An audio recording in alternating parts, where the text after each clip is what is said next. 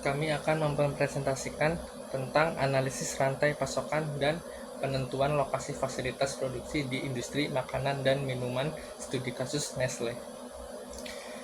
Untuk pendahuluan yaitu ada latar belakang. Latar belakangnya itu adalah pertama, industri makanan dan minuman merupakan sektor vital yang terus berkembang dan menghadapi persaingan ketat. Nestle sebagai perusahaan global menghadapi tantangan dalam mengelola rantai pasokan yang kompleks dan menentukan lokasi fasilitas produksi yang strategis. Dan tujuannya menganalisis struktur dan efisiensi rantai pasokan Nestle, mengevaluasi beberapa lokasi potensial untuk pengembangan fasilitas produksi baru dengan mempertimbangkan beberapa faktor. Untuk slide selanjutnya akan diberikan oleh teman saya. Metodologinya yaitu ada pendekatan penelitian yang mana menggunakan pendekatan deskriptif dan analisis komparatif.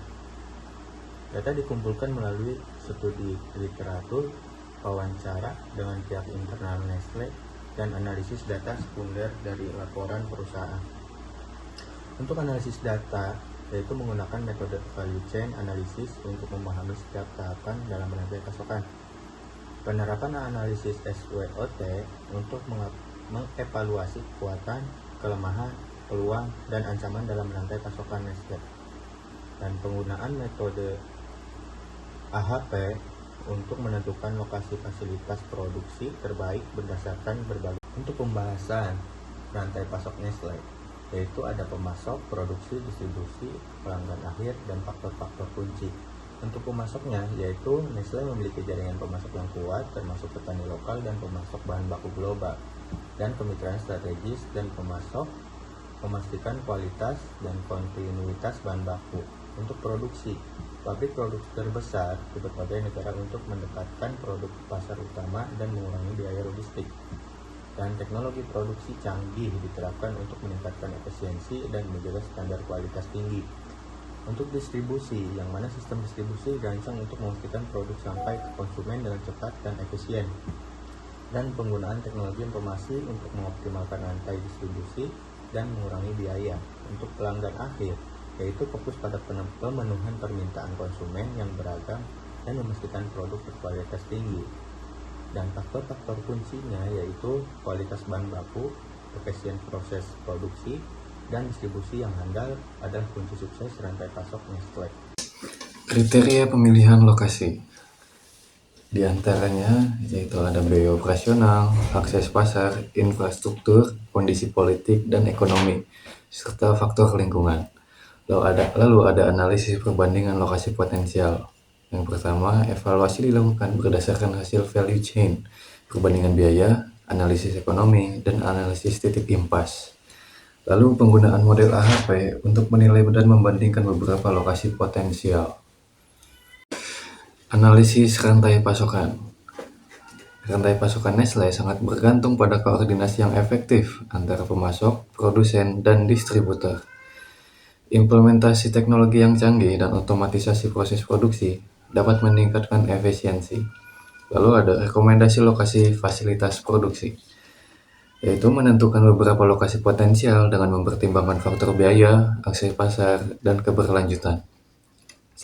Selanjutnya ada rekomendasi strategis. Yang pertama itu meningkatkan kolaborasi dengan pemasok untuk memastikan kontinuitas dan kualitas bahan baku.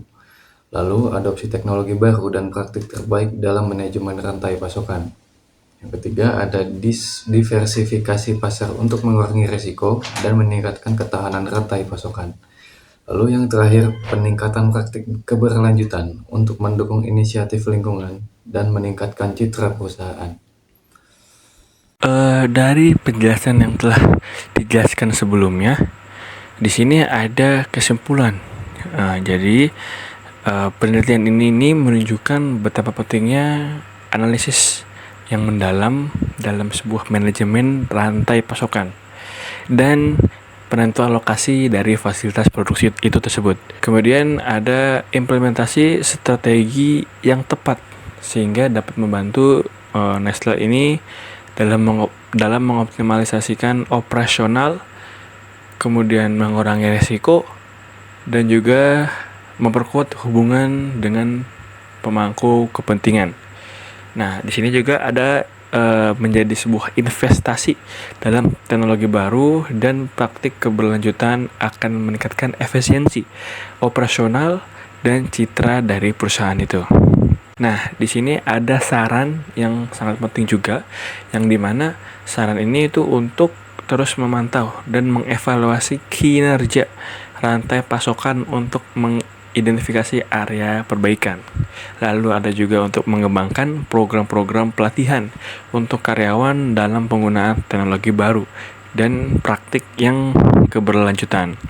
Lalu ada juga untuk melakukan studi yang lebih lanjut tentang dampaknya lingkungan dan sosial dari lokasi fasilitas produksi yang dipilih.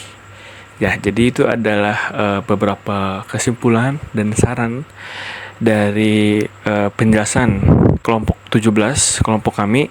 Kurang lebihnya mohon maaf. Terima kasih. Wassalamualaikum warahmatullahi wabarakatuh.